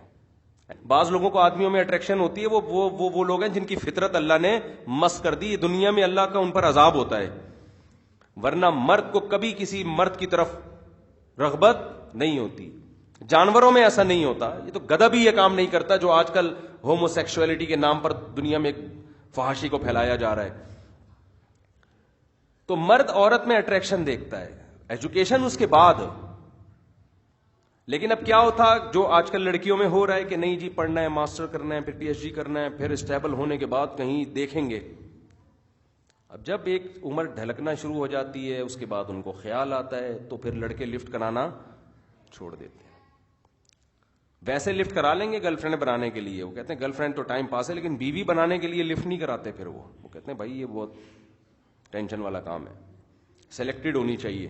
اور جس معاشرے میں ایک شادی کا رواج ہو وہاں تو ویسے ہی ان کا معیار بہت ہی اونچا ہوتا ہے. 2-4 کا رواج ہو آدمی کہ چلے یار ایک 40 سال والی آگے, ایک 45 والی, ایک 20 والی, ایک 25 والی, چلو مارکیٹ میں. یہ بھی فائدہ ہوتا ہے نا بھائی. 40 سال والی ذرا یہ ہوتا ہے کہ سگڑ ہوتی ہے, ٹھیک ہے بھائی وہ کم جوان ہے لیکن میچور ہے. نبی صلی اللہ علیہ وسلم کو قرآن نے کیا کہا؟ عسى ربه ان طلقكن ان يبدله ازواجا خيرا منهن مسلمات مؤمنات قانتات تائبات عابدات سائحات سیبات وابکارا. امہات المومنین کو نبی نے کہا نا کہ آؤ میں تو اسی غربت میں رہوں گا, تو غربت میں گزارا کرنا ہے تو ٹھیک ہے, نہیں تو جاؤ. تو اللہ نے کہا کہ تم اگر نبی سے طلاق لے لو گی تو اللہ اپنے نبی کی دوبارہ شادیاں کرائے گا, اور اس میں کنواری بھی ہوں گی, بیوہ طلاق یافتہ بھی ہوں گی. تو اب علماء نے یہاں لکھا ہے کہ اللہ نبی کی بیوہ اور طلاق یافتاؤں سے بھی شادی کرائے گا. یہ بھی نبی کے لیے نعمت ہے. کیوں؟ کنواری میں کچھ فائدے ہوتے ہیں جو بیوہ میں نہیں ہوتے, لیکن بیوہ میں کچھ ایسے فائدے ہوتے ہیں جو کنواری طلاق یافتہ میں نہیں ہوتے. میچور ہوتی ہے, اس کا مینٹل لیول آپ کے جتنا ہوگا. تو جس معاشرے میں زیادہ نکاحوں کا رواج ہو نا وہاں مرد کہتا ہے یار میں کسی میچور خاتون سے شادی کروں گا, کسی پڑھی لکھی سے کروں گا, کسی ایک معمر خاتون سے کروں گا. جیسے نبی نے حضرت خدیجہ سے بھی کی, ان کی عمر 40 سال, اور حضرت سودا سے بھی کی, ان کی عمر بھی زیادہ, اور امی عائشہ سے بھی کی, ان کی عمر بہت کم. تو جس معاشرے میں ایک ہو نا وہاں پھر مرد کمپرومائز نہیں کرتا. وہ ساری فائدے اس کو ایک بیوی سے چاہیے, وہ خوبصورت بھی ہو, وہ میچور بھی ہو. اب آپ لے آئے 9 عمر, وہ باتیں بچکانا والی کر رہے, آدمی کہہ رہے یار اس کو دیکھو. ایک خاتون نے مجھے کہا میرا میاں جب بھی گھر آتا ہے میں کہتی ہوں میرے ساتھ بیٹھ کے بات کرو, تو وہ بات نہیں کرتے. میں نے کہا کیوں نہیں کرتے؟ کہتے ہیں وہ کہتے تم جب بھی بات کرتے ہیں الٹی کر رہی ہوتی, کبھی آج تک تم نے ڈھنگ کی بات زبان سے نکالی نہیں ہے. اب جب اتنی کم عمر لے آئے تو وہ سمجھداری, وہ کیا وہ شام کے حالات پوچھے گی آپ سے, شام میں کیا ہو رہا ہے, فلسطین میں کیا ہو رہا ہے, کیا خیال ہے, نئی حکومت کس کی آ رہی ہے, ترکی میں 2023 میں معاہدہ, وہ اس کو ان چیزوں میں دلچسپی نہیں ہے. وہ بچی ہے بھائی, اس کی سوچ وہی والی ہے, تو اب آپ کو وہ نہ وہ مہمانوں کی خدمت کرے گی آپ کی, نہ آپ کی اماں کی, اس کی تو اپنے کھیلنے کودنے کی عمر ہے. آپ اس سے یہ امیدیں لگا کے بیٹھے ہو کہ دیوروں کے کپڑے بھی دھوئے, وہ استری بھی کرے اور یہ بھی کرے اور وہ بھی کرے. ایسا نہیں ہوتا بھائی, ایسا کرو گے تو کوئی بھی نہیں آئے گا. وہ جتنے مینٹل لیول ہے اس حساب سے یہی ہے بس. اگر آپ کو چاہیے کہ آپ اپنی بیگم کے ساتھ حالات حاضرہ پہ ڈسکشن کرو, بزنس کے تجربے لو آپ اس سے, بیگم میں ایک نیا بزنس شروع کرنا چاہتا ہوں, تو پھر آپ کو کم از کم ماسٹر بھی کی ہوئی ہو, اور پھر مینٹل لیول میں بھی ماسٹر ہو, وہ میچور بھی ہو, عمر بھی زیادہ ہو. جیسے ہمارے نبی پر جب پہلی دفعہ فرشتہ آیا, آپ پریشان ہوئے, حضرت خدیجہ سے جا کے آپ نے مشورہ لیا کہ کیا کرنا چاہیے مجھے. وہ میچور تھیں, وہ قوم کی سرداروں میں سے تھیں, وہ ان کی ایج تھی, انہوں نے دنیا دیکھی تھی. انہوں نے سب سے پہلے کہا کہ میں اپنے, کیا نام تھا ان کا, ورقہ ابن نوفل, ان کے پاس آپ کو لے کے جاؤں گی. تورات کے بڑے عالم ہیں, وہ تورات میں دیکھ کے بتائیں گے کہ یہ کیا ہے, یعنی وہ عالم ہے نا, عالم بتا سکتا ہے. اسی وجہ سے نبی کو حضرت خدیجہ کے دنیا سے جانے کا جتنا افسوس ہوا, اتنا افسوس کسی اور کے جانے کا نہیں ہوا, کیونکہ ہر غم میں حضرت خدیجہ نے آپ کا ساتھ دیا ہے, ہر غم میں, مالی لحاظ سے بھی سپورٹ کیا, سب سے پہلے ایمان بھی لے کر آئیں اور تسلی دی آپ کو. تو یہ جو ایک بار بار میں ٹاپک چھیڑتا ہوں نا, خود ہی چھیڑ رہا ہوتا ہے آج کل, یہ آٹومیٹک ہو گیا ہوں میں اس پہ, ٹھیک ہے نا, آٹومیٹک موڈ پہ آ گیا ہوں میں, گھوم پھر کر وہ خود بخود آ جاتا ہے, آپ کو دیکھ کے آ جاتا ہے بس. یہ تو یہ اسی وجہ سے ہے کہ جب ایک ہے تو پھر رشتوں میں مشکلات تو ہوں گی بھائی, پھر تو ہر آدمی کا معیار بہت اونچا ہوگا. تو اس کا نتیجہ, تو وہ ہمارے حضرت کو کسی نے کہا کہ بھائی میری بیٹی تھی, ہم نے شادی نہیں کی, وہ ایجوکیشن پڑھا پڑھو کہ اب اتنی عمر ہو گئی ہے, اب رشتے ہی نہیں آ رہے, اب ہم ٹینشن میں, ڈپریشن میں, اسٹریس میں. تو حضرت نے فرمایا یہ جو آپ کو سزا ملی ہے نا, یہ آپ کی اپنی حماقت ہے, یہ اللہ کی طرف سے نہیں ہے. اور وہ تو اس سے تو انسان اور ڈپریشن میں جاتا ہے کہ یار اس ٹینشن میں ثواب بھی نہیں مل رہا ہے. تو فرمایا آپ توبہ کر لو, تو اب اس ٹینشن میں اللہ شوہر دے نہ دے, ثواب بہرحال دے گا, ٹھیک ہے نا. توبہ کر لو, باپ بھی توبہ کرے, لڑکی بھی توبہ کرے, بھائی ہم سے غلطی ہوئی ہے, توبہ استغفار کرو. اب کیا ہوگا, اب یہی آزمائش گناہوں کے معافی کا ذریعہ بن جائے گی. آپ کہہ سکتے ہیں اس توبہ کرنے سے رشتے آنے شروع ہو جائیں گے. خوب سمجھ لو, دنیا کے اصول, اللہ کا قانون یہ ہے, آخرت کے اصول کچھ اور ہیں, دنیا کے اصول کچھ اور ہیں. دنیا کا اصول یہ ہے کہ جو کامیابی کے اسباب اختیار کرے گا دنیا میں کامیابی اس کو ملے گی.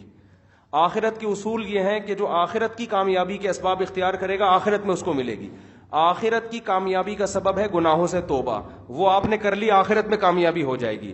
دنیا میں کامیابی کا سبب صرف توبہ نہیں ہے, دنیا میں کامیابی کا سبب یہ ہے کہ جب آپ کی بچی کے رشتے آ رہے تھے اس وقت ہاں کرنی چاہیے تھی, دیر کر دی, اب اللہ کی مشیت پر ہے, ہو بھی سکتا ہے اور نہیں بھی ہو سکتا, زیادہ تر کا تو نہیں ہوتا. سمجھ میں نہیں آ رہی بات؟ تو حضرت نے فرمایا اب آرام سے بیٹھ جائیں, کوئی اللہ کرا دے اچھا تو ٹھیک ہے, نہیں تو صبر کریں, اسی میں امید رکھیں اللہ خیر کا انتظام کر دے گا. بس اس کی ایک اور مثال دیتا ہوں میں جس سے بات اور سمجھ میں آئے گی. ایک خاتون میرے پاس آئی کہ میں نے اپنی بچی کو ایک انگلش میڈیم اسکول میں پڑھایا جس کا مذہب سے دور دور کا کوئی تعلق نہیں. بچی, ماں باپ چاہتے ہیں ہمارا بچہ ماڈرن بنے, ایسے اسلامک اسکولوں میں جائے گا تو مولوی ٹائپ کا بن جائے گا, دعائیں سیکھ کے آئے گا, نہیں یہ ہم تھوڑا سا بالکل انگریز جیسا بنانا چاہتے ہیں اپنے بچے کو. تو خاتون رو رہی تھی بیچاری, وہ کسی کو نہیں پتا چلے گا کہ میں کس کی بات کر رہا ہوں, بات بھی پرانی ہو گئی ہے. مجھے کہنے لگی کہ میری بیٹی کو ایجوکیشن میں پڑھتی تھی, لڑکوں سے دوستیاں ہوئیں, موبائل اینڈ فون, اور اتنی بگڑ گئی ہے کہ اب میں نے توبہ کر لی ہے, اپنی بچی کو میں دوسری بچی کو ایسے اسکول میں نہیں ڈالوں گی. یہاں تک اللہ معاف فرمائے پینے پلانے کا بھی شغف شروع ہو گیا ہے. نہیں ہوتا عام طور پہ, ہمارے معاشرہ اتنا برا نہیں ہے, لیکن جا اسی طرف رہا ہے. آج نہیں ہو رہا تو اگلی نسل میں شروع ہو جائے گا, تو زیادہ ٹینشن نہ لیں اس کی آپ. آج نہیں ہو رہا نا, اگلی نسل میں ہو جائے گا پینا پلانا بھی. پنجاب یونیورسٹی میں چرچ تو آ گئی ہے الحمدللہ. بعض دفعہ الحمدللہ تھوڑا سا طنز کے لیے بھی ہوتا ہے کہ جو ہماری گورنمنٹ چاہتی تھی وہ گورنمنٹ کے حساب سے الحمدللہ پنجاب یونیورسٹی میں چرچ آ گئی ہے. کیونکہ جہاں کو ایجوکیشن ہوگا عیاشی بھی ہوگی, ڈپریشن بھی ہوگی, عشق معاشقے بھی ہوں گے. پھر ٹینشن کو ختم کرنے کے لیے پتہ نہیں جھانگا ہوتا ہے, کیا ہوتا ہے, گانجے بھی چلیں گے, شیشے بھی چلیں گے, حکے بھی چلیں گے, کیونکہ جب اکٹھے بٹھا رہے ہو اور مذہب کو تو برباد کر دیا نا, ستیہ ناس ہو گیا, تو پھر یہ ساری چیزیں جہاں لڑکا لڑکی وہاں شراب, چرس, ہیروئن, یہ سب اس کا جزو ہے. سمجھتے ہو کبھی شادی شدہ کو نہیں دیکھا ہوگا آپ نے شادی کے بعد چرس پینا شروع کر دی اس نے, حالانکہ ٹینشن ہوتی ہے, لیکن حلال ہے نا, حلال میں چرس کی طرف توجہ نہیں جاتی. حرام میں گرل فرینڈ حرام ہے, اس میں شراب بھی ہو سکتی ہے, چرس ہیروئن بھی ہو سکتی ہے. اب بہت سے لوگ کہہ رہے ہوں گے ہماری تو گرل فرینڈ ہے, ہم تو شراب نہیں پیتے, اگلی نسلوں میں پینا شروع کر دیں گے, ایک دم تھوڑی معاشرہ خراب ہوتا ہے. تو پنجاب یونیورسٹی میں الحمدللہ چرس اور ہیروئن کا تو مجھے نہیں پتا, چرس ورس سب نہیں پی رہی بھائی, کوئی پنجاب یونیورسٹی میں پڑھ رہی ہو یا پڑھ رہا ہو تو یہ نہ سمجھے کہ میں اس کو چرسی کہہ رہا ہوں, لیکن الحمدللہ شروع حساب کتاب ہو گیا. اور میں پشاور جب بھی جاتا ہوں میں پختون بھائیوں سے کہتا ہوں, اللہ کا واسطہ تمہارا معاشرہ ابھی من حیث القوم اس میں حیا غالب ہے, شرم زیادہ ہے, ماں باپ کا احترام, دادا دادی, نانا نانی, یہ احترام ہے. اللہ کا واسطہ کو ایجوکیشن کو ختم کرو, ورنہ تمہاری جو قوم کے اندر ایک خاندانی مضبوط نظام ہے, اگلی نسلوں میں یہ برباد ہو جائے گا. یہ دماغ سے نکال دو کہ یہ تمہاری اولادیں تمہاری خدمت کریں گی, اولڈ ہاؤس میں جمع کرائیں گی تمہیں. اور ان سب کی بیس کو ایجوکیشن میں چھپی ہوئی ہے, کو ایجوکیشن میں چھپی ہوئی ہے, ان سب کی بنیاد یہاں سے ہے. اس پر میرے مستقل بیانات ہیں, ابھی میں زیادہ ڈیٹیل میں نہیں جاؤں گا کہ کو ایجوکیشن کیسے یہ بدتمیز بناتا ہے معاشرے کو. آپ کہیں گے یار اس میں کیا ہے, لڑکے لڑکی بیٹھے ہیں تو کیا کر رہے ہیں, کچھ بھی نہیں. یہ آہستہ آہستہ معاشرے کو اس طرف لے کے جاتی ہیں چیزیں, سب کچھ برباد ہوگا. جس معاشرے میں بے حیائی آئی نا تو وہاں سب کچھ تباہ ہوتا ہے, ایک چیز خراب نہیں ہوتی. تو میں یہ عرض کر رہا تھا کہ ہمارے حضرت نے ان کو مشورہ دیا کہ اب جو ہونا تھا ہو گیا, اب توبہ استغفار کرو, تو اب جو آزمائش ہے اللہ اسی میں خیر رکھے گا, گناہوں کی معافی کا ذریعہ ہوگا, یہ چیز آخرت میں ترقی کا ذریعہ بنے گی. لیکن دنیا میں جو ٹینشن آنی تھی وہ آ گئی. تو میں ان خاتون کو بتا رہا تھا, انہوں نے اپنی بچی کو اسکول میں کرایا اور بچی بگڑ گئی. میں پھر بتا دوں سارے نہیں بگڑتے, لیکن بگڑنے کا ریشو آہستہ آہستہ بڑھے گا. وہ بچی بگڑ گئی, وہ بیچاری رو رہی ہیں. اب جو کہنے کی بات ہے نا اصل, انہوں نے کہا کہ جب میں نے توبہ بھی کر لی ہے کہ اللہ مجھ سے غلطی ہوئی تھی, مجھے کسی اسلامک اسکول میں لانا چاہیے تھا بچی کو, یا اگر ایسے اسکول میں بھیجا تھا تو بہت سخت نگرانی کرنی چاہیے تھی, اس کو سمجھانا چاہیے تھا کہ بیٹی کسی سے لڑکوں سے دوستیاں نہ لگانا, موبائل چیک کرنا چاہیے تھا. بھیج دیا کسی مجبوری سے, تعلیم کی نیت سے, تو اب نگرانی تو کرو نا, نگرانی بھی نہیں کی.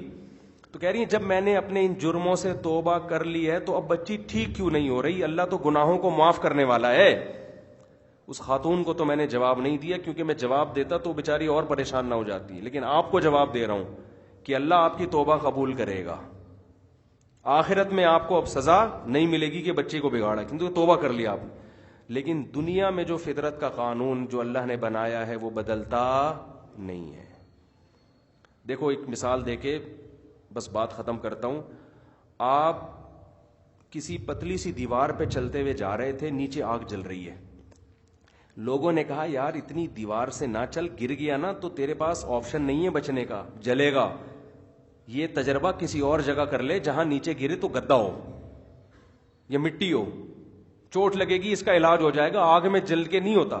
آپ بنے فنٹر, آپ کو کیا تھا, فنٹر گیری میں آئے ہوئے تھے. سردیوں میں چلو چھوڑو, پھر وہ کسی پہ طنز نہیں کرنا چاہیے.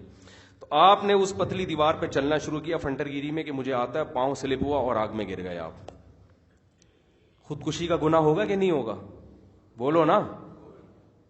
لیکن گرتے ہی آپ کو خیال آیا اللہ معاف کر دے, میں نے جرم کیا.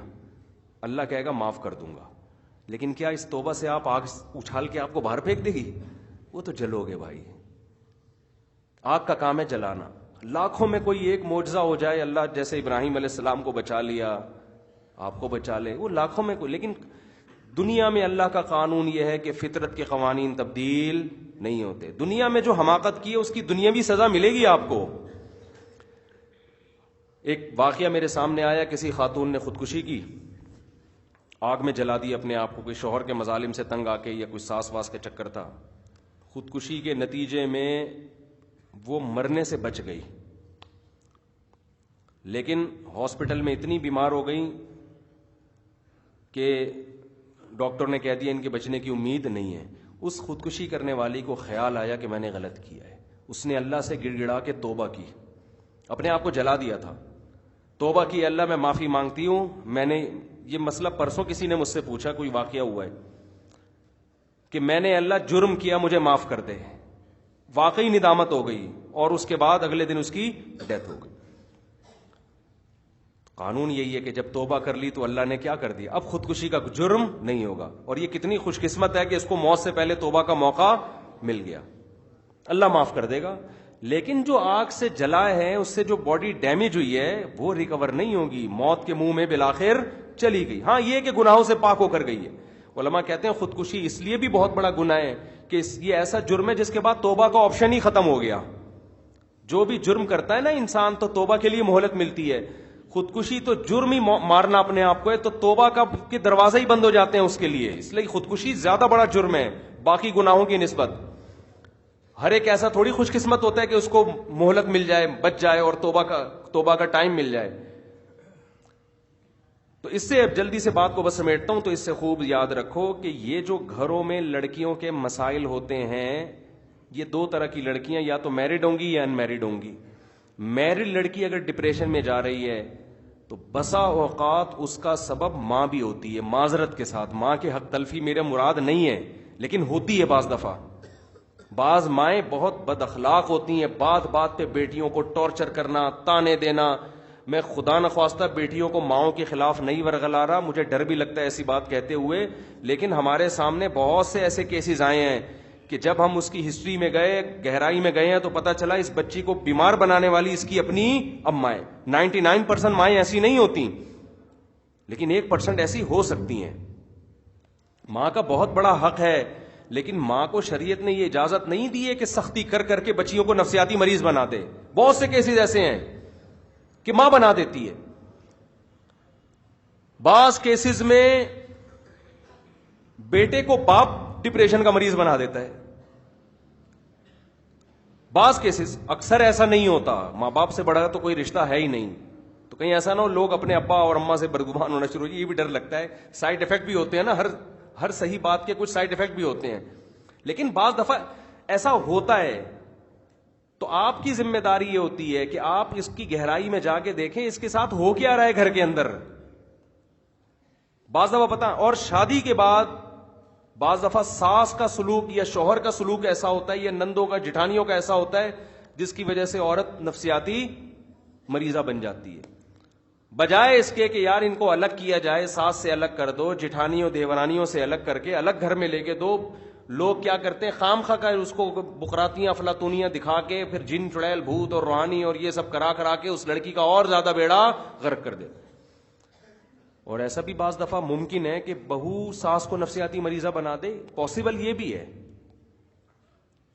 جو ہلکا ہوگا نا, جو بھاری ہوگا وہ کیا آ جاتا ہے, مکھنچو ہوتا ہے, اس کو پتہ ہی نہیں ہوتا کہ گھما کون رہا ہے اور سیدھی سیدھی بات کون کر رہا ہے. وہ بھی جذبات سے متاثر ہوتا ہے, اس کو پتہ ہی نہیں چل رہا ہوتا یار میری بیگم صحیح کہہ رہی, میری اماں صحیح کہہ رہی, میری بہنیں صحیح کہہ رہی ہیں. ابے بھائی چھوڑ دو اس بحث کو, تم فلسطین اور اسرائیل میں کون صحیح کہہ رہا ہے کون کیا کر رہا ہے, ان کی لڑائی ہے. اس میں تو سلو کرانے کی کوشش کرو, کوئی مسئلہ حل کرنے کی کوشش کرو. نہیں ہوتا, الگ الگ باؤنڈری. یہ تمہارا انڈیا پاکستان کا مسئلہ حل ہوگا بھائی, باؤنڈری کھینچو یار. یہ تمہاری ادھر سے کوئی فوجی ادھر آیا نا, خیر نہیں ہے. ادھر کا فوجی کوئی سلپ اوور کی بھی وہاں چلا گیا, خیر نہیں ہے. وہاں سے کوئی پھسل کے بھی آیا, ہم چائے ایک دفعہ پلا کے ہم نے بھیجا ہے, ہمیشہ دودھ پتی نہیں ملے گی. یہ نہیں کہ اب جو بھی آ رہا ہے ہم دودھ پتی, ہمارے پاس بھینس کا دودھ مہنگا ہو جائے گا بھائی, اتنی دودھ پتی کہاں سے لائیں گے ہم. تو اب یہ تھوڑی اجازت دی جا سکتی ہے کہ پھر آپ جہاز لے کر آئیں, پھر ہم نہلا دھلا کے چائے پلا کے نسوار کھلا کے تمباکو کھلا کے چل بھائی. ایسا نہیں ہوتا. ہمارے یہاں پان مہنگا ہو جائے گا, دیواروں پہ ہمارا کلر ہی پان کی پیکوں سے ہوتا ہے. ہمارے نوٹوں کی اور کرنسی کے جو قومی نشان ہے وہ پان کی پیکوں کی تھوکے ہیں, چھاپ رہے ہوتے ہیں پان کی وہ لگا کے. تو ہمارے یہاں پان مہنگا ہوگا, ہمارے یہاں چائے مہنگی ہو جائے گی, ہم اتنی چائے افورڈ نہیں کر سکتے. تو اب پھڈا یہ نہیں ختم ہوگا, پھڈا ایسے ختم ہوگا بھائی لکیر ہے. اب یہاں سے کسی کو ادھر سے ادھر جانے کی اجازت نہیں ہے. تو ساس بہو میں, نندو جٹھانیوں میں جھگڑے ہو رہے ہیں, لکیر کھینچو. کیا کرو, لکیر کھینچو, باؤنڈری بناؤ. آپ کا کچن یہ, آپ کا واش روم یہ, آپ کا کمرہ یہ, ساس کا یہ والا, ٹھیک ہے نا, یہ الگ پورشن, ان کا الگ پورشن. اس طرح سے تو حل ہو سکتا ہے, چین چڑیل بھوت سے حل بولو نہیں ہو سکتا. یہ تمہیں یہ اپنے گھر کے مسئلے حل نہیں, جن تمہارا جو چڑیل اور بھوت اتار رہا ہے نا, اس کو بول تو بتا, تو اپنے گھر کے حالات بتا. وہ کہے گا میں نے اپنی بیوی کا جن اتارنے کے لیے کسی اور بزرگ کے پاس بھیجا ہوا ہے اس کو اس کے اپنے حل نہیں ہو رہے مسئلے. تو ان لاجیکل کام آج مسلمانوں کا شیوا بن چکا ہے. بہت افسوس کے ساتھ کہنا پڑتا ہے. بیان کہاں سے شروع ہوا تھا, کدھر چلا گیا, لیکن جو گیا بہرحال اللہ اسی میں خیر ڈال دے. مقصد تو ہوتا ہے کہ انسان کا بچے, ہم سب انسان کے بچے بن جائیں, الٹی باتیں کرنا ہم لوگ چھوڑ دیں. اللہ تعالیٰ سمجھنے کی, عمل کی توفیق عطا فرمائے. یہ جو میں نے بتایا ہے نا کہ انڈیا پاکستان میں محبت ہو ہی نہیں سکتی, یہ موجودہ حکومت کے بارے میں, کہ جو انڈیا کی موجودہ حکومت ہے نا, اس کی پالیسیوں سے لگتا ہے کہ نہیں ہو سکتی. باقی یہ مقصد نہیں ہے کہ ہماری خواہش ہے کہ محبت نہ ہو. ہم تو چاہتے ہیں کہ لڑائی کیا ہو, انڈیا پاکستان کی لڑائی ختم ہو, دونوں ملکوں میں تجارت کو فروغ ہوگا. اور وہاں کے مسلمان بھی یہی چاہتے ہیں, جو لبرل ہندو ہیں, جو پڑھے لکھے ہندو ہیں, وہ بھی یہی چاہتے ہیں کہ یہ لڑائی کیا ہونی چاہیے, پڈے بازی ختم ہو, تجارت ہو, دونوں ملکوں میں آنا جانا ہو. یہاں کتنے سارے جو اردو اسپیکنگ ہیں ان کے اصل انڈیا سے آئے ہوئے ہیں. میرا بڑا دل چاہتا ہے کہ یار ہم جائیں, اپنا سہارنپور دیکھیں, سنسارپور دیکھیں, دارالعلوم دیوبند دیکھیں, مظاہر علوم دیکھیں. تو یہ پڈے بازی میں ویزا ہی نہیں ملتا, سمجھتے ہو. انڈیا میں بہت لوگ ہیں, بلانا چاہتے ہیں, آپ آ جاؤ. ہمارا بھی دل چاہتا ہے, ہمارے والد صاحب تو جایا کرتے تھے ہر سال. تو ہم نہیں چاہتے کہ یہ لڑائی ہو, دودھ پتی ایک دوسرے کو پلائیں, مگر اس اسٹائل, یہ والا اسٹائل نہیں ہونا چاہیے کہ آپ جہاز سے, جنگی جہاز سے نہ آئیں, آپ PIA سے آئیں. یہ جو آپ چائے پینے کے لیے ہواؤں جہازوں میں اڑ کے آ رہے ہیں, دھماکے کر کے چائے پی کے جا رہے ہیں, یہ چائے کا اسٹائل ٹھیک نہیں ہے. ہم چاہتے ہیں کہ آپ آئیں, محبت سے بتا کے آئیں بھی چائے پینے آ رہا ہوں, تاکہ ہم بھی جائیں چائے پینے کے لیے. کیا خیال ہے؟ دونوں ملکوں میں ایک دوسرے کے آئیں جائیں, ویزے ملیں, یہاں کے جو لوگ ہیں وہ وہاں جائیں, وہاں کے یہاں آئیں, تو اس میں تو فائدہ ہی ہے نا. نبی صلی اللہ علیہ وسلم نے فرمایا, صحیح بخاری کی حدیث, لا تتمنوا لقاء العدو, دشمن سے لڑائی کی کبھی امیدیں, تمنائیں مت لگاؤ. یہ نہ چاہو کہ ہماری لڑائی ہو. اصل اسلام میں یہی ہے کہ بھائی سلو. آگے فرمایا فَإِذَا لَقِيتُمْ فَاصْبِرُوا, ہاں اگر لڑائی میں جھونک دیا جائے تمہیں تو پھر تم نے جمع مردی سے لڑنا ہے, پھر بزدلی نہیں دکھانی ہے. تو اسلام کا موقف اس بارے میں 2 اور 2 4 کی طرح واضح ہے.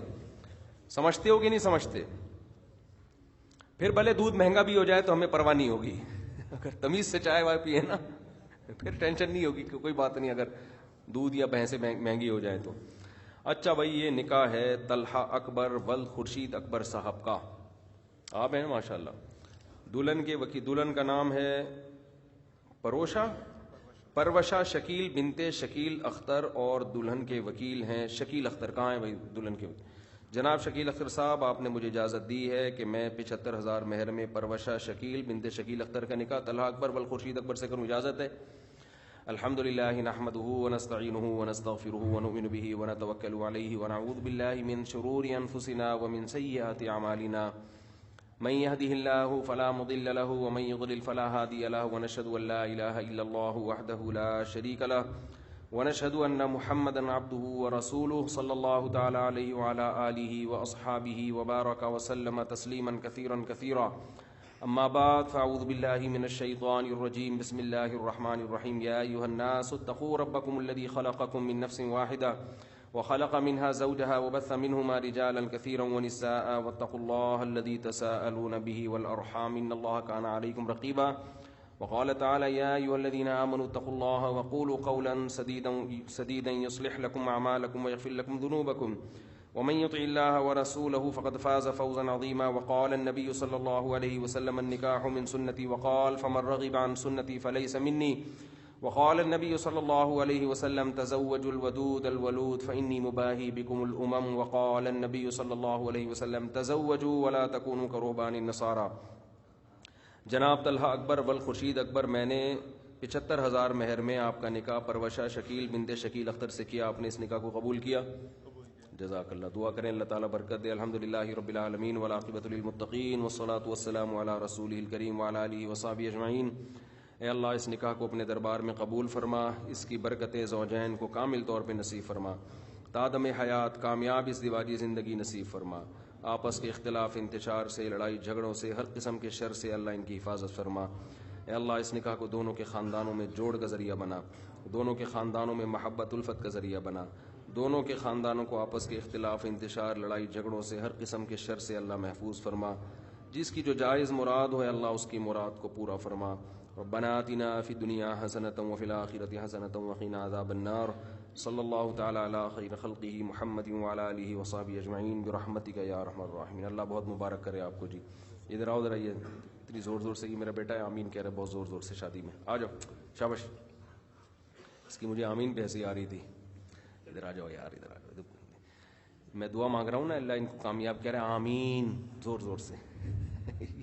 اس کو یہ ہے کہ میری بھی شاید ہو جائے گی. یہ انڈیا پاکستان کی بات چل رہی تھی نا، اور نکاح بھی میں نے پڑھایا، تو ایک دم مجھے نکاح کے دوران ایک بات یاد آئی کہ اگر انڈیا پاکستان والے آپس میں شادیاں شروع کر دیں تو کتنے اچھے تعلقات ہو جائیں گے نا. کیا خیال ہے؟ میری بھی انڈیا میں شادی ہوتے ہوتے رہ گئی. ویزا ہی نہیں دیا مودی صاحب نے نا، ویزا ہی نہیں مل رہا. تو اگر یہاں والے وہاں، وہاں والے یہاں کریں تو کتنا اچھا ہو جائے گا. لیکن یہ بھی ایک شادی میں ممکن نہیں ہے. 2-4 شادیوں کا رواج ہو. وہاں کے مسلمان جو مرد ہیں 2 شادیاں وہاں کی کریں، 2 پاکستانی لڑکیوں سے کریں. یہاں کے پاکستانی بلکہ فوجیوں کی کراؤ. حقیقت ابھے نندن کی ایک شادی یہاں کراؤ. کیا خیال ہے؟ کوئی ہندو دیکھ لو، ابھے نندن تو میرے خیال نام سے لگ رہا ہے ہندو ہی ہے نا، تو کوئی ہندو دیکھ لو یہاں پہ 2 ہندو یہاں کی ابھے نندن سے 4 ہندو کرا دو جب کرا ہی رہے ہو. ان کے ہاں تو کوئی مذہب پہ کوئی ہے ہی نہیں نا، تو جتنی چائے کر لو، ہمیں کوئی اعتراض. پھر چائے بھی آپ کا سسرال پلائے گا آپ کو، یہ ذہن میں رکھنا. تو چلو 2 سے شروع کرتے ہیں نا. 2 شادیاں ابھے نندن کی یہاں ہندو لڑکیوں سے ہو جائیں اور یہاں کے ہندوؤں کی وہاں کی 2 ہندو لڑکیوں سے ہو جائیں. یہاں کے مسلمانوں کی 4 شادیاں ایک مرد کی وہاں 4 عورتوں سے، 2 یہاں کی، یہاں والے کہاں جائیں گے پھر؟ 2 یہاں سے اور 2 وہاں سے. وہاں کے مسلمان کی 2 وہاں سے 2 یہاں سے. دیکھو تعلقات اچھے نہ ہو تو میرا نام بدل دینا. باؤنڈری ختم ہو جائے گی بھائی، باؤنڈری ختم ہو جائے گی. بولے میں اپنی نانی سے ملنے جا رہا ہوں تو مجھے بارڈر پہ کیوں چیک کر رہا ہے بھائی؟ تو جو بارڈر پہ کھڑا ہوگا اس کی خود ممانی یہاں رہتی ہوں گی. تو یہ بہت بہترین ذریعہ ہے تعلقات کو بحال کر. دیکھو نبی صلی اللہ علیہ وسلم نے حضرت ابو سفیان کی بیٹی سے نکاح جس دن کیا، اسی دن سے ابو سفیان کی دشمنی آپ سے کم ہو گئی. نکاح بہت بہترین ذریعہ ہے جوڑ کا. مانے کوئی نا، ہماری پالیسیوں پہ عمل نہیں لوگ کر رہے بس.